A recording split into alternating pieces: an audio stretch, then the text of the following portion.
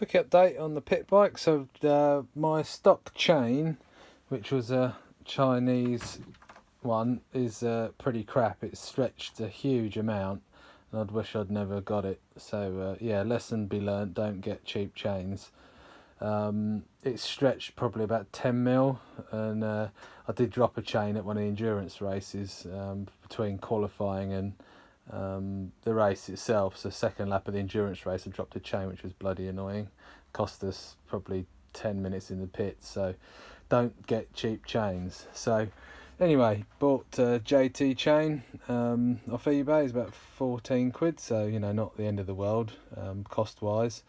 So I'm going to get that fitted up, and to get a bit more better GoPro footage, I made that little GoPro mount there, so that's all bolted up to the number plate, as you can see there, and a couple of countersunk bolts rather than relying on the double-sided tape, so that should be a bit more secure. I had it on the my guard last time. That's what was vibrating a bit down the straight when I was at Lakeside, so cut little bits and we'll get the chain fitted up shortly. Right, as you can see, the chain's a bit long, so we're just going to measure up where we need it to be, and then get the grinder out, grind the pins down, and then knock the link out, and then put the split link in. Right, so for the chain up, I marked the spots with yellow paint pen just so we get the right one. So I've ground these flat with the grinder, and then we're just going to knock these pins out with a centre punch and then refit the chain with the split link. Right, so we knocked the pin through, as you can see. So there's the area I ground off, and then just knocked the pin through with a centre punch and took that piece of excess chain out. And then I've fitted the chain up here, as you can see. So just, I know it's obvious and most people know it, but you see you got the split link there. You basically always have the facing the sort of open end towards the rear of the bike, and the rounded end sort of going the facing the area of direction that the chain's going to run. Okay, so just make sure it's obviously clicked in properly and working okay.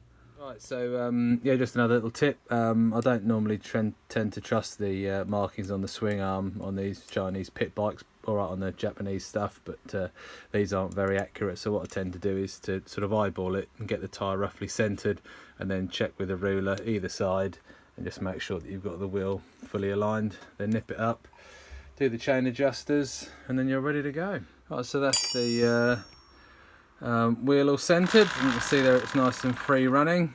If you are finding that it's binding up when you're nipping the axle up, just have a look at your spacing on your axle there. So you've got one long one this side, and you've got a couple this side, as you can see, one there and one there. So you might have to play around with shimming those to get it running nice and free, and obviously centred on the bike with no binding. Right, so that's everything back together, and the bike's ready to rock and roll for Lid on the 8th and 9th of August. So looking forward to that. And then I need to book another track down, get out on this beast, because it didn't go too well last time. So definitely got to get out on this beastie and go and scare myself. Now it's going to be having loads of fuel and loads of power. Catch you all soon.